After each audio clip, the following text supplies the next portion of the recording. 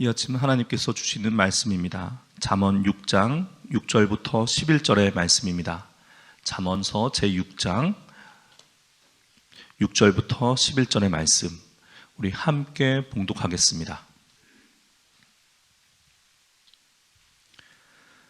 게으른 자여, 개미에게 가서 그가 하는 것을 보고 지혜를 얻으라. 개미는 두령도 없고 감독자도 없고 통치자도 없으되 먹을 것을 여름 동안에 예비하며 추수 때에 양식을 모으느니라. 게으른 자여, 내가 어느 때까지 누워 있겠느냐? 내가 어느 때 잠이 깨어 일어나겠느냐? 좀 더 자자, 좀 더 졸자, 손을 모으고 좀 더 누워 있자 하면 내 빈궁이 강도같이 오며 내 곰핍이 군사같이 이르리라. 아멘. 이 새벽 첫 시간을 들여서 하루를 깨워서 하나님을 예배하는 여러분들께 오늘의 족한 은혜 하나님께서 충만하게 내려주시기를 축복합니다. 하나님께서는 우리들 존재의 모든 영역, 우리들 삶의 모든 영역에 관심하시고 지켜보시고 인도하십니다. 잠언서는 그러한 하나님의 섬세한 가르침을, 교훈을 우리가 여실히 볼 수 있습니다. 그 교훈은 영적인 교훈일 수도 있고 아니면 우리들 삶의 실제적인 모습을 지도하시는 실제적인 교훈일 수도 있습니다. 그런데 여러분, 영적인 것과 실제 삶, 실제적인 것, 이것이 구분될 수 있을까요? 어디서부터 어디까지가 영적인 영역이고 어디서부터 어디까지가 우리들 실제 삶의 영역이고 이런 구분이 있을 수 있을까요? 영적인 것이 우리들 실제 삶이고 우리들 삶에서 드러나고 성숙되어 가는 것이 우리들 영적인 신앙의 길입니다. 그래서 잠언서를 읽어나갈 때 이것은 영적인 차원이다, 아니다, 이것은 실제 우리들 삶의 차원이다 라고 나누어서 접근하는 것보다는 영적으로도 해석하고 받아들이고 실제적인 삶의 교훈으로도 해석하고 받아들이고 이 두 가지 모습을 함께 하는 것이 중요합니다.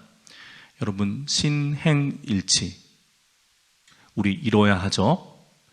믿음 바대로 살아야 하고 삶으로 믿음을 드러내야 합니다. 잠언서를 그렇게 읽어나가시기를 축복합니다.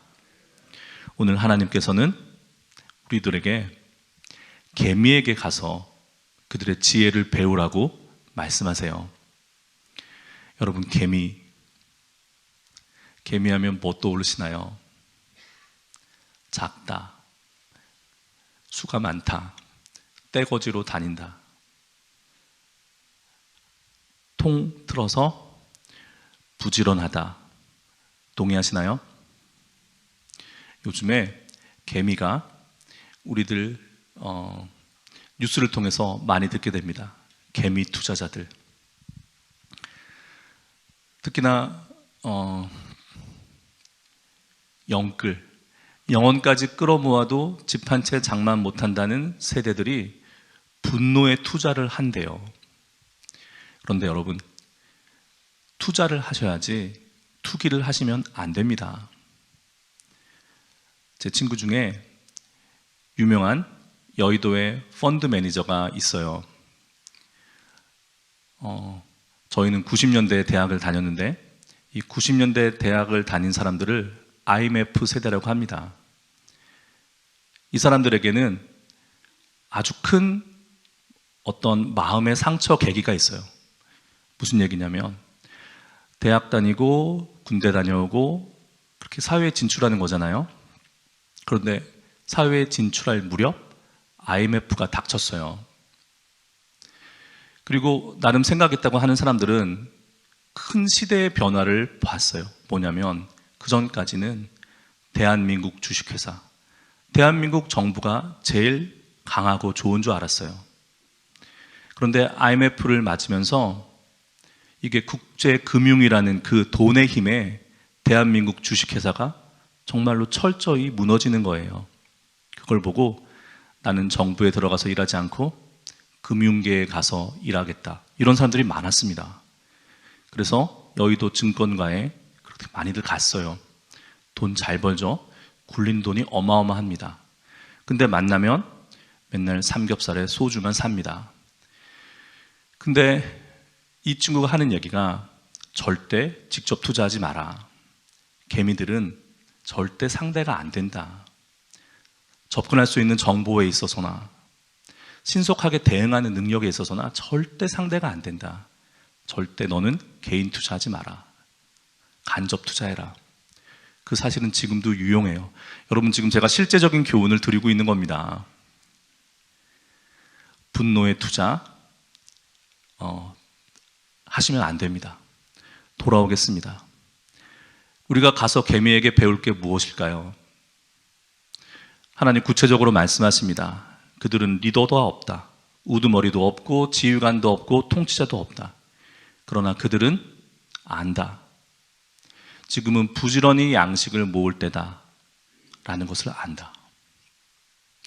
여러분, 우리가 개미에게 가서 배울 것이 근면, 부지런함일까요? 아니면 때를 아는 지혜일까요? 이 근면, 부지런함에 있어서는 우리나라 민족들, 여러분들도 둘째가라면 서러우신 분들이죠. 이 이른 시간을 깨워 교회에 나오셔서 또 각자의 처소에서 하나님을 예배하고 계시지 않습니까? 또 오늘 하루 시간을 쪼개서 부지런히 하루를 살아내지 않으십니까? 우리 한민족처럼 또 우리 한국교회 교인들처럼 부지런한 분들이 어디 있겠어요? 저는 이 게으름의 문제를 단순한 삶의 근면함보다는 영적인 부지런함, 영적인 근면함으로 해석합니다. 영적인 근면함.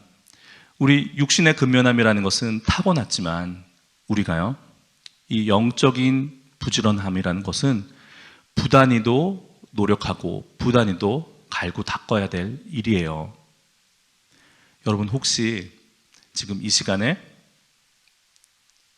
자기 자리에서 침상에서 누워서 예배드리시는 분 계시면 일어나십시오. 편안하게 앉아있는 분 계시면 자세를 바로 잡으십시오. 우리의 그 모습에서 벌써 영적인 게으름이 찾아오고 있습니다.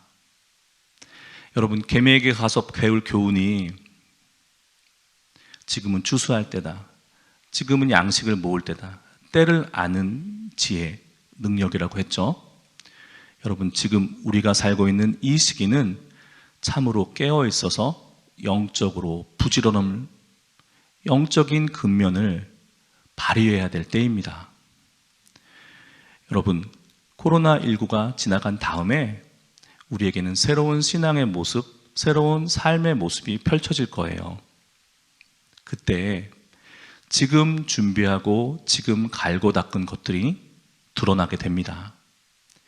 여러분, 우리 한번 뒤집어서 생각해 보십시오. 지금처럼 우리가 개인적인 경건 생활, 개인적인 경건의 시간을 갖기가 이처럼 좋을 때가 언제겠습니까? 모일 수 없죠? 혼자 있습니다. 혼자서 무엇 하겠습니까? 하나님 앞에 하나님을 독대하며 자신의 경건을 갈고 닦을 때예요. 여러분, 노력만 하면 노력할 필요도 없죠. 손가락만 사용하면 쏟아지는 예배와 신앙의 컨텐츠들, 우리한테는 너무나 많은 경건 생활의 도구들이 주어져 있어요. 그런데 왜 우리 영혼에는 군살이 끼고 기름이 끼고 우리의 영혼은 왜 게을러져 갈까요? 우리의 영혼은 조금만 더 자자. 지금은 코로나19야. 지금은 때가 아니야. 왜 우리는 자꾸 미루게 될까요? 그렇게 되면 정말로 코로나19가 끝나고 다시 모이고 다시 예전으로 돌아가자라고 했을 때 여러분, 우리 돌아갈 수 있을까요? 지금은 개미에게 가서 교훈을 배워야 하는데 그 교훈은 우리들 영적인 삶과 실제적인 삶 모두에 있어서 근면함과 때를 아는 지혜입니다. 여러분, 정말로 시대를 분별하고 이 시기를 분별하셔야 돼요. 정말로 나의 영혼의 상태를 잘 살피셔야 할 때예요.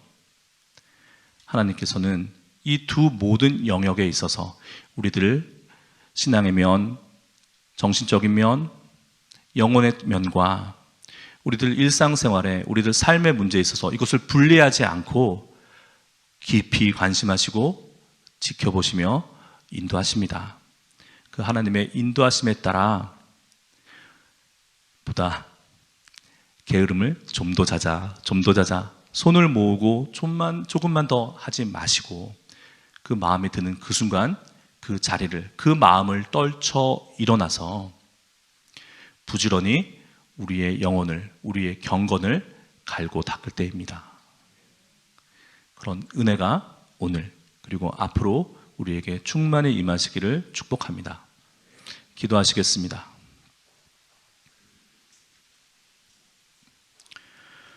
거룩하신 하나님, 우리의 모든 것을 사랑하셔서 우리의 모든 면, 우리의 모든 영역을 굽어 살피시며 인도하시는 참 좋으신 우리 아버지시여, 우리 영혼이 잠들어 있지는 않은지, 우리 영혼이 게으르지는 않은지, 좀 더 자자 마음속 유혹에 넘어지지는 않는지 살펴보게 하시니 감사합니다. 하나님 주시는 그 마음으로, 영적인 근면함으로 오늘 하루 살아내게 하여 주옵소서. 우리의 믿음과 우리의 삶이 일치되는, 믿음이 삶 속에 고스란히 드러나는 신행일치의 주의 자녀들 되게 오늘 하루 인도하여 주옵소서. 우리 주 예수 그리스도의 이름으로 기도합니다. 아멘.